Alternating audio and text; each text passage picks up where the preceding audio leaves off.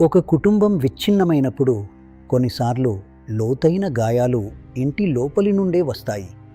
ఒక తల్లి తన కొడుకును ఎంతగానో ప్రేమించవచ్చు, కానీ కోపం, అహంకారం హృదయంలోకి ప్రవేశించినప్పుడు శాంతి మాయమవ్వడం ప్రారంభిస్తుంది.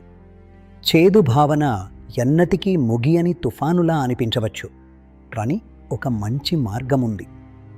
పరిశుద్ధ బైబిల్ సామెతల గ్రంథం 15వ అధ్యాయం 1వ వచనంలో ఇలా చెబుతోంది: మృదువైన మాట క్రోధమును చల్లార్చును, కఠినమైన మాట కోపమును రేపును. మరియు ఎఫెసీయులకు వ్రాసిన పత్రిక 4వ అధ్యాయం 31, 32 వచనాలలో సమస్తమైన చేదును, కోపమును, దూషణను మీ నుండి తొలగించండి. ఒకరి పట్ల ఒకరు దయగలిగి కరుణాహృదయులై ఉండండి.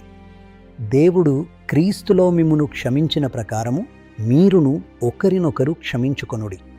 ప్రియమైన తల్లులారా, మీ కుమారుని వివాహ జీవితంలో విభేదాలు సృష్టించడానికి దేవుడు మిమ్మల్ని సృష్టించలేదు. ఆయన మిమ్మల్ని దీవెనలకు, జ్ఞానానికి మరియు శాంతికి మూలంగా ఉండాలని పిలిచాడు. కోడలు పోరాడటానికి వచ్చిన అపరిచితురాలు కాదు. ఆమె ఇప్పుడు దేవుడు కలిపిన మీ కుటుంబంలో భాగం. మరియు కుమారులారా, ఆదికాండము ఇలా చెబుతోంది: పురుషుడు తన తండ్రిని, తన తల్లిని విడిచి తన భార్యను హత్తుకొనును, వారు ఏక శరీరమయ్యుందురు. మీ తల్లిని గౌరవించండి, కానీ మీ కుటుంబాన్ని ప్రేమతో, జ్ఞానంతో మరియు ప్రార్థనతో కాపాడుకోండి. యేసుక్రీస్తు ప్రతి విచ్ఛిన్నమైన కుటుంబాన్ని బాగు చేయగలడు.